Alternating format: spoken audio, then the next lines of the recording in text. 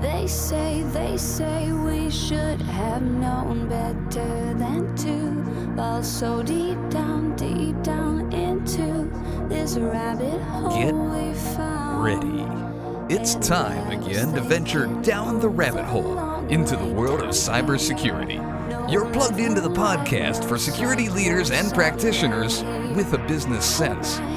Prepare for unique interviews, insights, and practical advice that makes your job just a bit easier. And now, please welcome your guides on this adventure, James Jardine and the White Rabbit, Rafael Luz.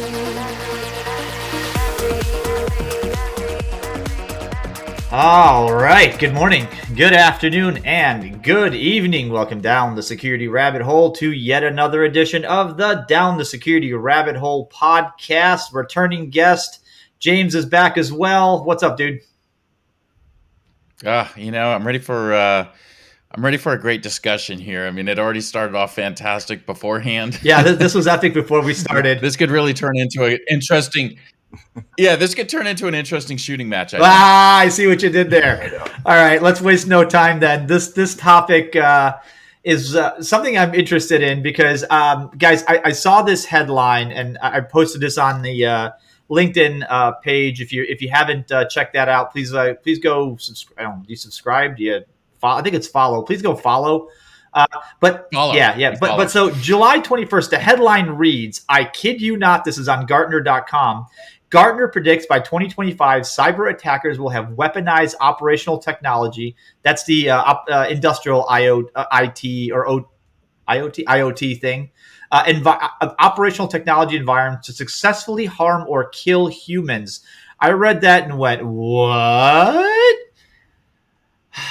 So I thought, who better to look up in the DtSR Rolodex of people I should be talking to than our friend Karim Hijazi, who's been on before, tracks this sort of stuff and may know a thing or two about nation-state actors. Welcome to the show, man. Thanks, guys. Appreciate to be back. All right. Well, so let's start. I mean, just right there, right on that question, put the peg in it. Karim, what do you think of that headline? Man, it grabbed my attention for sure, especially on Gartner. Read the article. It was like one little nod to that fact in the article. The rest of it was, beef up your security. Right. And so, honestly, it might as well be a TMZ article in that regard. Clickbait. I'm not suggesting there's not some element of truth to that, in terms of how things are manifesting, but it certainly wasn't an article about that or commentary about, evidence to support that. It was just this. In fact, it literally is a headline that I went and did some research on. And Mikko Hyppinen said this identically, I think, many years ago. So probably like 2015. He literally suggests by exactly that same date that'll happen. So, it's been this prediction for a while. It definitely gets attention. But look, there's some really interesting possibilities around this that maybe not in a direct capacity, but there's certainly some ramifications that could happen that could lead to things like that, right? Because their reference in their create physical harm in the article where that's a link, that goes to the water treatment situation that happened where they changed the levels. Yeah. And, basically manifest cyber attack into like a biological attack. So, did we just call Gartner the TMZ of analysts? I'll let the audience decide. For that headline, man, I got it. Yeah. I mean, it's pretty attention getting and a little absurd. So a little absurd. So, all right, talk to me. But at the end of the day. Sorry, I don't mean to interrupt. Talk to me a little bit about the nation state activity we've seen so far, because we saw the thing that everybody's pointing to right now is the pipeline disruption that caused, let's face it, a lot of pain. I'm down here in the Southeast. James is in the Southeast. James, I don't think you were affected as much. I know I felt some serious pain from this. It sucked. It sucked big. It wasn't pleasant, but people didn't die. It didn't affect us. I mean, honestly, here, there's a couple of news stories I think that talked about like maybe a gas station or two that didn't have gas, but I mean, I'll be honest, I saw it on the news. I didn't see it at the pump. Like we went and got gas. I mean, it wasn't a problem. Yeah. Yeah. Well, and to add some context there, based on the reports after the whole dust up happened and there was a little bit of a relaxation on, okay, what really happened here? The dark side, at the time apparently got in, as we all know, from stolen credential through a VPN, and ultimately got into the billing system at Colonial. That's at least the last that I was able to see. It really wasn't an OT situation. They didn't go and hold their SCADA systems and their ICS systems hostage. And so there was a little bit of like, okay, conflating what the event was with who they were attacking and what everyone kind of mashed together, which is they must have attacked the pipeline itself. And the reality is, at least the way it was reported, no, the pipeline was actually intentionally shut off to avoid an accounting nightmare when this was all squared away. So in a lot of ways, yeah, go ahead, James. Yeah, I was just going to ask, though. I mean, it's interesting, that view. I mean, I know everybody, when they came out, we had all kinds of security experts, guessing at what was going on and causing as we always do at the pumps. But yeah, thanks for that. We wouldn't have had that issue if we'd not all got on the news and said the world is ending. But it's an interesting take, because we've talked over the years, Raf, with different people, like, oh, could they take down our electric system? And it's like, oh, well, it's so sparse. Like, there's no one point you could take down the electric. But that then begs the question, because you always say it'd be easier to drive a car into the electric station than it would be to actually hack the electric station. But does this highlight that I don't have to actually attack the physical equipment, or, like, I don't have to attack the water station directly as far as the ICS systems, but if I can shut down your billing or I can shut down your management, you'll turn it off on your own. Yeah, it's even more actually menacing in the grand scheme of things when you think of it that way, right? Because what's funny about this is that the whole point of like a cyber attack versus like you said, a car driving in and decimating something on a physical level, doing a real shooting attack, what it really does is that there's the ability to force multiply, right? You can literally force multiply and stage it and do it all at once, where it creates chaos, right? That's the advantage of something where literally one enter button can facilitate a daisy chain effect across multiple parts of the US. That's the big concern. It's less about, I think, the ability. It's more about the fact that you can get a lot of bang for your buck, if you will, by getting latent malware deployed or get some sort of access and hands-on keyboard, and then just create a playbook that you just said, go, and then chaos ensues. And we all saw how that happened when they basically turned off the pumps on their own with one company. Imagine if now they said, no, we're going to make that choice for you. We're not going to let the company do it. And they do it in a staged way, as in not just power, but they also do water. They also do air traffic control. And then you've got like complete, mess. People will tear themselves apart here is the concern. It's less about how we're now fighting an adversary. We become our own. Yeah. So there was a comment made. Do you guys remember when New York went dark for a bit? It was a couple of years ago when that they had that cascading event.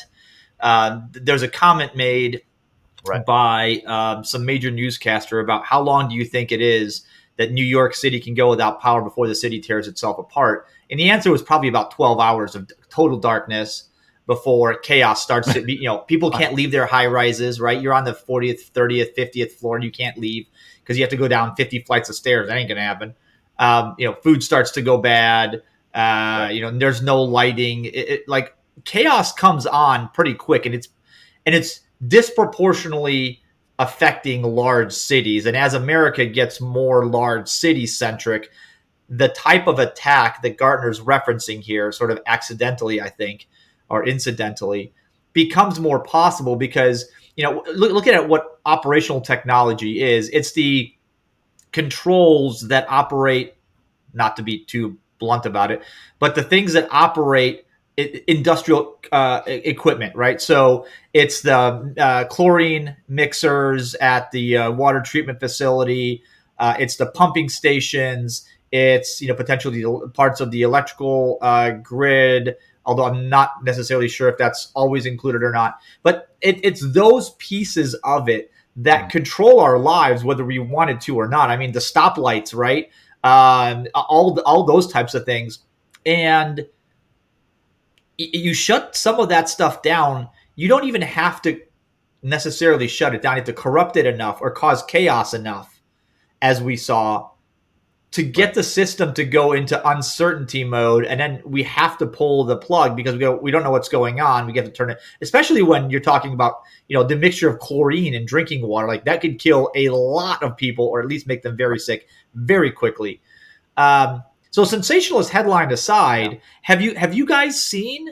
Because that's what you do, right? You're looking at malware and other bad things beaconing off of infrastructure, whether it's laptops, desktop servers, or whatever not.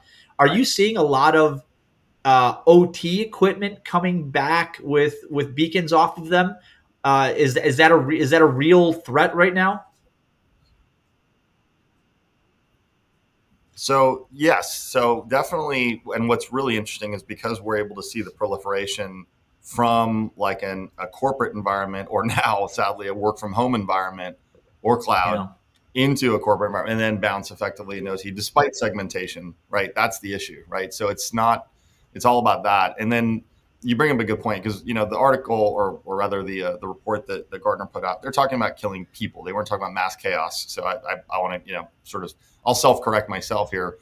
It's not crazy, because when the hospital stuff was going on, and I'm referencing kind of OT equipment as in critical infrastructure that like ties to life support systems and generate, or some sort of systems in where an individual can die, right? That's something where, and then there's the obvious scenarios like where they hit something like the centrifuges. I mean, we all saw the stuff happening in Iran. That pushed a little further could have resulted in an explosion and a fallout of some kind where there's uranium splattered all across a bunch of scientists. I mean, that is a way to do it. So there's also elements there that are realistic enough at this point. It's already been done. The evidence is there. It's about pushing the limits. The question is whether they really would or not, right? Is this something that's fruitful? Because now you're, unless you're trying to assassinate, which is kind of crazy to think that you could like do something in a very specific location at a specific time to get an individual you're looking for. But that's a real thing, But yes, to answer your question, Raph, we definitely are seeing this staged effort. There's these reconnaissance tools that are deployed, same stuff that we're seeing with ransomware, literally not even malware, like Cobalt Strike. I mean, no one can turn a page on a book these days without seeing that word these days. It's amazing. But that's there to do the reconnaissance. It then maps out what it wants to get to, whether it is an ICS environment, whether it's billing, whether it's the backup sadly left on site for people that are trying to protect themselves from a ransomware event. So it's literally like, I bought a safe and I left the door open and I left it in my living room. We're good. It's like, no, close the door for one. Yeah. Is there some limitation? Because we always talk about nation state for something like this, especially when we talk about the potential for loss of life, right, or human damage, right? And you look back at it and you think, okay, I mean, most people, you do this, you really kind of, we always say you're going to cross that line. Mm-hmm. You can steal our credit cards, you can steal our information, and we're kind of, okay, whatever. Yeah. You start taking lives, like people start looking for you. Yeah. So does that then, I mean, it seems like that would be something that is solely reserved for, like, I'm some other country, I really got it out for somebody else. Like, this is my go-to when like my last resort. So does that then help them turn on like the little guy that's out there trying to do this? Like, I did I hacked this water treatment plant, and then, all of a sudden Iran or some country's coming over, like, you better cut that crap out. Right. Like, don't be publicizing this stuff, because we're saving this stuff for the secret stuff. I made that country up, right? But somebody just coming along and say, whoa, countries looking, I mean, even the USA, right, could potentially be doing that. Like, whoa, we've got these things saved up. Don't be sitting there using this stuff, because we don't want to draw attention to it until it's actually worth it's true. Time to do it. It's too much heat, frankly. And frankly, this is an opinion. And it kind of goes along the same lines as what we've heard from the Putin-Biden debacle, where he said, well, stop this activity, whether it's in country or it's someone related who is endorsing Russia. So basically proxy militias, right, to use a little bit of a military terminology. those groups, in my opinion, would be the ones to probably do it. The sort of activists or frankly terrorist types, that's again seeding chaos, but much more in a sort of piecemeal way. They're not really big agendas. Do I anticipate some big nation state with incredible cyber capabilities would all of a sudden try to kill a bunch of people in the country? One, I mean, I think it would be utilized to create that dissension that we talked about earlier in this podcast. I don't think it's going to be this initiative to go kill. Now, would they use a proxy group just like we've seen with the ransomware thing, where ransomware as a service has come along as this amazing Airbnb of ransomwaring, where you get like a tenant that comes in and trashes the hotel room, like probably what happened at Colonial Pipeline, quite frankly. DarkSide's every indication was that they were a little bit like, oops, that really wasn't our goal, right? It was, and it's like this crazy moron that came and rented my ransomware environment did it. Don't blame us. We just want to make money. Remember that? And so it was kind of interesting. Yeah. So now, do I think emotionally motivated nation state would be a little more prone? And I'm going where I'm going with this, which is that not a strategic, not a cold and calculating one. I think it's going to be an emotionally driven one, or a proxy group that would do something like that. Hey, listen, if social media sites can claim that, hey, look, I just provide a service, anybody else could put whatever they want on it. I didn't do that. Yeah. It is interesting, though, because it makes me almost wonder, how many attacks, because ICS is a huge topic right now, right? Like talking about the industrial control systems, and we've got to secure them, and we've got to do all this stuff. But, when you look at Colonial Pipeline, I mean, now we've got these executive orders. We're talking at the presidential level about ransomware and how do we stop ransomware and how do we do this? Right. Is that, I mean, if you think about that scenario, the control systems are fine. Nothing happened there. The reason they shut it down is because they were going to lose profit because they couldn't bill. Mm-hmm. Right. I mean, that's solely the reason. So, I look at legislative action coming out we have to fix ransomware. No, you just have to fix the fact that, you know what? This is critical infrastructure. Sorry, you can't bill right now. Keep the pipeline open. Yeah. And you just lost that money. Sorry about your bad luck. Welcome to your fine. You know what I mean? Not having that capability to say, look, just because you can't charge customers doesn't mean you get to shut down infrastructure. It seems like a lot of that focus, you're not seeing ransomware actually on devices. You look at the hospital that shut down, and somebody had to go to a different hospital and it caused them to die because of the timing. Again, it wasn't an attack on any of the actual equipment. It was they can't check them in because of billing reasons or something, because their systems are down. Right. But their actual ability to treat most of that was still up. Right. And so we put all this effort on, we got to protect this infrastructure and these things, but half the time, 90% of the time, it's not even that's the problem. It's still our normal endpoints that are getting havoc wreaked on them. Well, that's shutting us down. You're exactly right. And just to kind of put a finer point on that, for the last 3 months, I've been in various interviews. I've said sort of the same thing, which is, okay, appreciate the intention to go patch and address vulnerabilities. Fine and great. I know, would never disagree with that or argue with that. What I'm frustrated by is that there's still this lack of understanding that there's no one really fundamentally understanding that there's already plumbing established in most environments that these guys have been in for a long time. And that's fundamentally the issue, right? They're literally that's true. Yeah.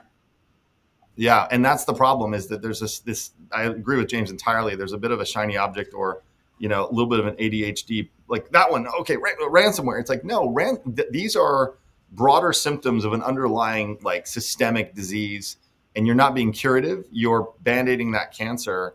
You're not going in and actually addressing the fundamental thing. If you got rid of the conduits and the access to these environments, everything else essentially stops. I mean, whether it's ransomware, whether it's sabotageware, back to those other nation states that are more interested in just hurting us quickly, punching back, knee-jerk reaction kind of responses, rather than people that are extremely capable and very measured in their approach, where they're trying to either fleece us of cash, fleece us of intellectual property. Those guys aren't about to go kill people. They're getting way too much out of this cow.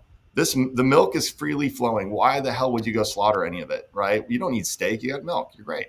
And frankly, steak results in a shooting war. Sorry. Gotta go there 3 times on this one.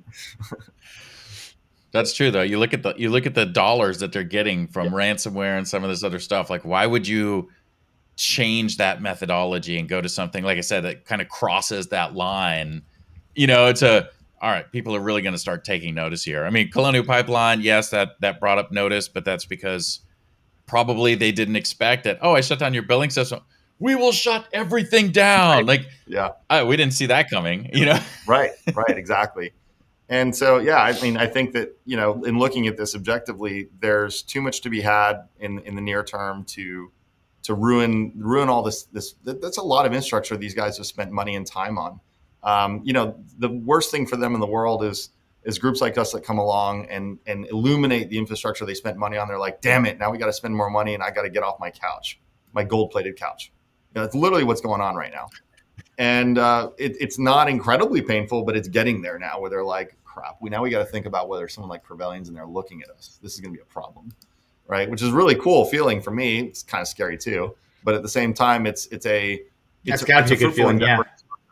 Yeah, I mean, you're finally denting them. You're making them feel a similar pain to security practitioners feel, right? Which is kind of a nice change. And everyone uses that fancy buzzword of asymmetric. We're finally going the other direction with it a little bit, which is kind of nice. But I think what's really interesting here is my worry is doors might be opened by one group with the intention to keep the parasitic slow bleed going without killing the host.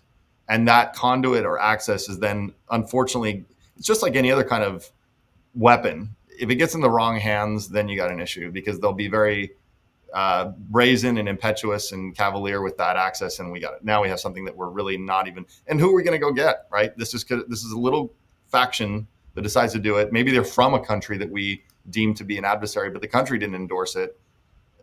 How do we even handle that? We can't go bomb a cave in Afghanistan on that one. It doesn't work that way. So those are the ones it's that as are really simple yeah. It's as simple as defining, the ability to hack back. Yes. Well, it came from that IP address. I can destroy that IP address. Yeah. Right. You don't know who it was. I mean, same thing here. I mean, it came from that region. Stop right. it. So stop it. But I mean, is that, Yeah. hack back? Like, yeah. It's kind of, to me, it's just hack back on a huge level, which exemplifies why that's such a bad idea. Well, yeah. I mean, bad begets bad in that regard. And then, people jump into the dogfight at that point. Cyber looters show up. I mean, it's not unrealistic. I mean, there's going to be so many opportunists. Frankly, we saw it with COVID. We saw an immensely huge uptick in the attacks that were happening, whether it was ransomware in that year, right? I don't think that was serendipitous. I think that was absolutely like, ooh, opportunity. And, right now we see this craziness happening again, possibly more closures and lockdowns. Opportunity in other people's eyes immediately for this kind of stuff, lighter crews on security teams, it's just bad. And then work from home is going permanent, right? This is absolutely an unchecked third-party perimeter that no one knows how to manage right now. So unfortunately, we're in a really strange place because one, the attribution part. So like back to the original question about nation state. Look, I think those guys, as much as any politically motivated group's going to say, cool, opportunity. Now, are they going to take action on it themselves? Or are they going to hire a gun to help facilitate that or endorse a gun, maybe bankroll them at best, but not truly just put their stamp on it? It's a really weird move, on my opinion, from a, I don't care who the government is. I think that'd be very dramatic and impetuous, honestly. I mean, there are the wild leaders out there that we all know about that might be doing that, but I still think they understand that it would result in a more directed focus on them. I mean, and I don't mean, cyber. I think there would be a lot more of that, track the actor down and, to James's point. But, and how do you, because you see the headlines out there talking about like leading to real shooting wars. Right. I think we've mentioned a couple times in here. That should be the drinking game today.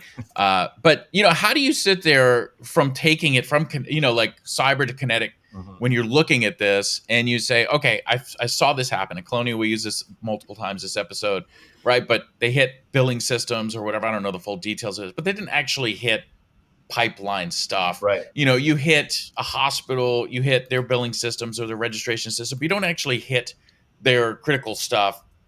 So how do you sit there and identify and say, okay, we think they were trying to do this, or this was just the entity acted in this way, which caused this, right? Like they weren't going, and I'm not, I hate using the pipeline as a thing because I don't know what the heck they were doing, but there's no indication saying, hey, we were trying to actually shut down gas, right? We were just trying to lock up some systems and get some money. They decided to make this extra step, which, whoa, that was a bigger deal than we thought. Yeah. And you use that with a hospital, like, hey, I just hit this endpoint. I was just trying to lock it up. Yeah. They decided not to let anybody else in. Go ahead, Raf. Yeah, so I'm sitting here thinking because Karim already mentioned, they probably don't want to go off and, an attacker doesn't necessarily want to go off and kill the host that they're making money off of, or that they're, getting something from, right? So I think we have to be super careful in our line of work, and Karim, you guys probably, Prevailion probably know this better than anybody, but you have to be super careful to how you attribute cause and effect here, right? What's incidental versus what's targeted, because even Biden was talking about how this could lead to certain actions can lead to kinetic response. Like if somebody attacks a power plant, that power plant goes kablooey, kills people, we can trace it back to a nation state. We're like, hey, listen, we're gonna come get you because that's bullshit, right? But was that the intent, or was the intent to compromise a workstation to suck off a bunch of their billing so that we can figure out how to scam them? And I guess secondary point, does it matter? Yeah, I mean, I definitely great question, and I totally agree with you. There's separating intent from outcome or eventuality is really difficult sometimes. However, in my opinion, and case in point, since I saw you guys last, we've now enhanced our capability to see I've been using this word a lot, materiality of the breach now, not just, there's some DNS beaconing happening in the organization. That's a great thread to pull. But that's certainly far from a definitive, oh my gosh, it's definitely this group or whatever. I mean, if I see Cobalt Strike, that doesn't mean it's specifically this nation state actor or the other one. They're all using it, right? For all these purposes. Perfect tool to sort of obfuscate your who you are. But then where you get some context is the illumination of what is happening. So for example, when we collect now layer 7 traffic and we can see, oh my gosh, there's username, password, machine name, all those details that come in the payload that we either get in plain text or decrypt it. Now I've got the context to go to, an insurance company and go, look, guys, this actually happened. If this is now the materiality you need to make a definitive decision on whether you insure them, whether you pay their claim, all that information, which ties directly back to governmental action, which says, oh, they just stole the keys of the kingdom to get in somewhere and turn something off that could result in a death. Now you have some pretty strong action to know that the access now aligns with the outcome, and whether, not necessarily to say that the original door opener or the bot operator was responsible, but they're culpable and there's guilt by association there. Effectively, this is a ring. It's almost like a RICO Act situation you need to sort of pull in. To use that, like say you open the door, you let the killer in, they did the murder, you open the freaking door. I mean, you guys are as guilty as the murderer in a lot of ways. You are an accessory. Sorry, I couldn't get the term out. Now that's an interesting way to look at that, right? Because there's a whole ecosystem of these guys, and in my opinion, with the Colonial situation, DarkSide tried to backpedal from being like, we didn't mean that much harm, we just want to make money. It's like, no. When you open up a hotel and you basically allow kids to come in, and you have like a what's his name? The Roth movies where it's like Hostel, and then you let a bunch of axe murderers into the next door, the next room over. Well, and then all these, sorority girls get murdered. I mean, it was your fault. You had no basis to do that. You're as much of under the gun. It's a terrible analogy, but it's funny. As anyone else is, as much as the murderer. That's reference. You're the catalyst that kicks off whatever events occur after that, whether you plan those events or not. Yes, right? Yes, because you facilitated it. You opened the door. Now, someone throws a grenade in that doorway. Well, that door was closed to begin with, or that wouldn't have happened quite as badly. So it's really complicated. Definitely. I mean, I agree. I don't want to try not to simplify it too much. So sensationalism aside, guys, sensationalism aside, are we entering a period of time where, because we saw this with the Aramco incident, where we had a ton of corruption and destruction, but are we entering a time period where we're going to see more of this type of destructive action?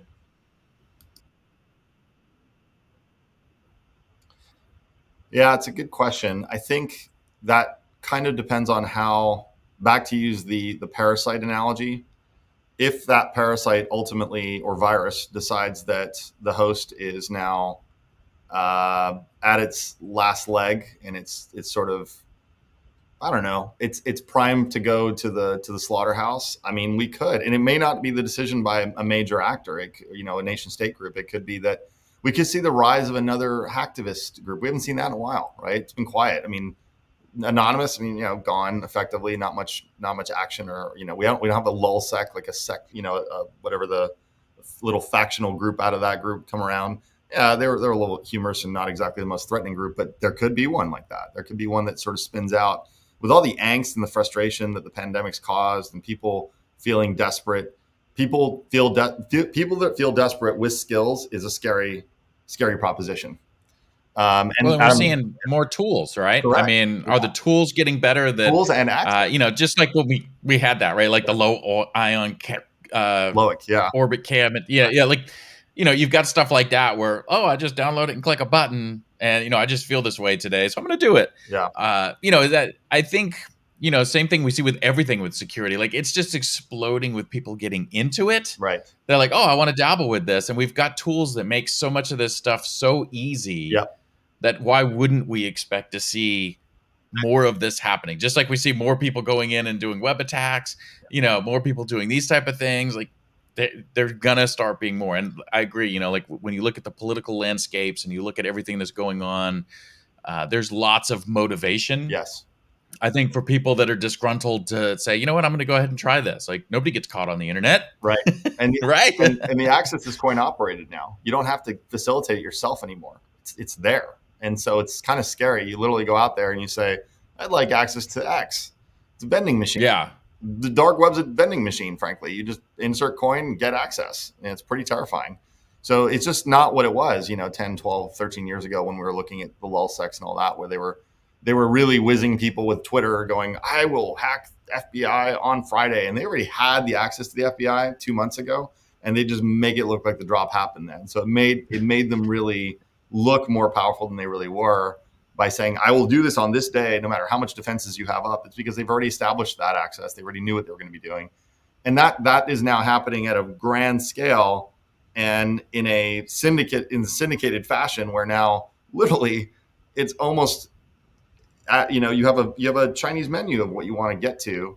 And now who's looking at that Chinese menu is what freaks me out, right? The access is bad, and I wish people would address that. But it's who's actually looking at what they want to get into for their own personal gain or means or destruction, right? Or anarchy. That's bad. Chinese menu. I see what you did there. Yep. Didn't even intend that one, but I'll take it. I like Raph, we talked last time on hiring and all that. And, his mention of having it happen like right there kind of reminded me of like Swordfish, where he's like, the best hackers can do this in 60 minutes. God. I need you to do it in 60 seconds. Yeah. That's awesome. But also while other things are happening. Yeah. But that whole illusion. All right. That, let's wrap it up here. Right, but now I want to do this.